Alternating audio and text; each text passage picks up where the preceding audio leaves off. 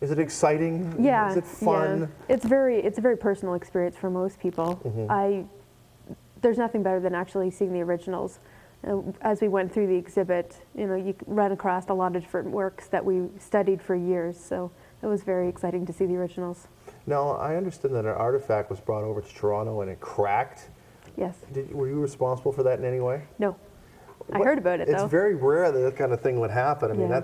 it could be quite serious, actually. And it's an art, packing artifacts, and sometimes it doesn't get done right. So. I know, and it became an international story at the same time. What is, so you're denying responsibility? Yeah, nothing to do with it. Okay, excellent. I'm just checking. All right, she's been sick. She's been cold. She doesn't have the energy to do any mischief. Okay, what's coming up over the next few days and next few weeks at the museum? Well, we have obviously Remembrance Day coming up next week. This week we're doing programs within some of the local schools. We have a local veteran who's helping us out, and which will be really great for the kids. So they'll have a speaker who actually experienced the Second World War. That's our veteran, and we'll be bringing some artifacts as well. What, related to war? Yep, some ration books and that sort of thing, uniforms to give the kids a real... Elementary schools? Or? Yes, elementary. Okay, thanks a lot. We have to talk about that after we go to break. I'll be back with sports. Thank you very much, Leigh Halford from the North Bay Area Museum. Again, sports coming up after this.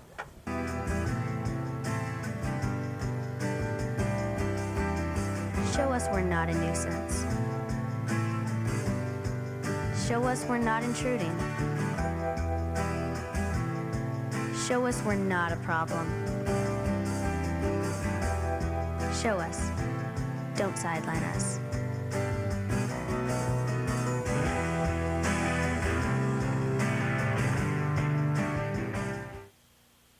Get this phone call, and this lady says, Mr. Clobber, you've won $3 million playing our sweepstakes. Whoa, me a winner. So the sweepstake president gets on the line, and he tells me I have to send him $10,000 in cash to cover the taxes and the legal fees. Well, I figure it must be legit. Anyhow, I figured wrong. It's a scam. For more information, contact Phone Busters National Call Center. Hi, sweetie. Smile for the camera. Show Grandma the cake you're making. She's gonna be so happy to see you. Macular degeneration is the leading cause of blindness in Canada. It can destroy your central vision in a few short months and the ability to see the faces of those you love. If you experience any change in vision, consult your eye care professional. We have for you something we haven't had on many TV stations over the past few years, but we have it here at Cogeco, the Junior Football Final Highlight Package. And football, in my humble opinion, was meant to be played in conditions as they were for Saturday's Junior Final at Chippewa Secondary School. A blanket of snow greeted the teams on Saturday afternoon, and the best thing about this matchup was that it featured upstart teams who finished the regular season 5th and 6th overall, but upset their way to the title game. Fans ready at Chippewa? Oh yes, the mascot ready as well. A big day here for the Cats. 3 straight running plays we're going to show you now for Wiley Phillips.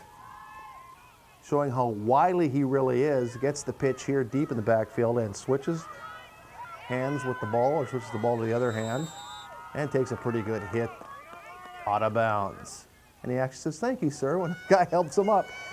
A couple of missed blocks here, runs into his own guy, then runs into a herd of Chippewa Raiders. It was 6-6, well into the game. A bit of a misdirection play here, sets up the Cats inside the 5-yard line. And on the very next play, they will hammer it in for the touchdown. Kind of a sloppy looking handoff there, but it is junior ball. Touchdown, but guess what? It's called back because of a penalty. There's Paul Condon marching it off. Then they try something a little different. Back to pass, Jason Etchier hits Kyle Weston, and it's a touchdown. Extra point no good. Woodfield up 12-6. Later on in the game, Chippewa tries a little trickery to get in the game. They fake the punt. The direct snap works for not really that much of a gain on 4th down. And then The pass flutters badly and picked off by that man, Wiley Phillips again, who plays both ways. And in the end, Whitfield wins a junior football crown. The final here, as he fumbles the ball, and a wild scramble ensues. 12-6 is the final.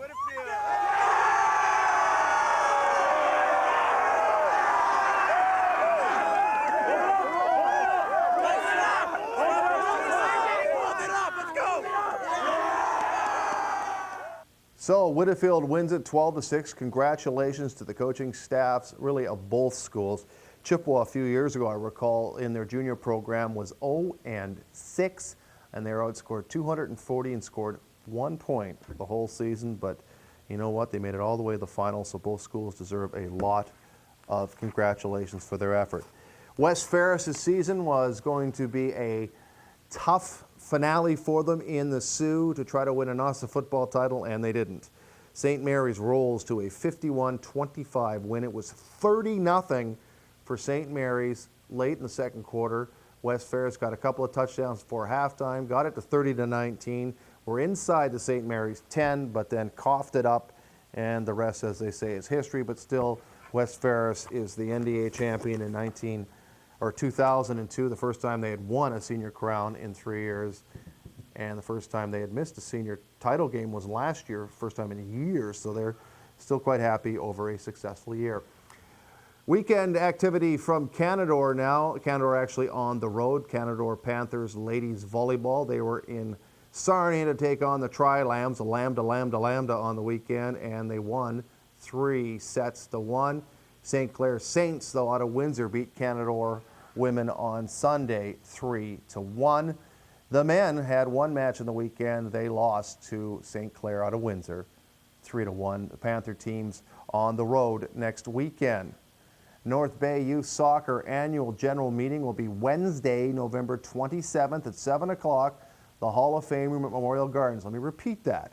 Wednesday, November 27th, Youth Soccer, their annual general meeting. So if you want to voice some change, if you think there should be some change, get to that meeting, the Hall of Fame room, Memorial Gardens. Nominations for vacant executive positions, if there are any. The deadline is November 12th. And again, coaches and parents and the media are welcome. We'll have much, much more for you on Tuesday. Of course, a follow-up on Monday night's City Council meeting, which, of course, we will broadcast live right here on Cogeco Cable 12. That is it for this edition of Cogeco Cable News. I'm Greg Estabrooks. Cogeco North Bay News is truly local television.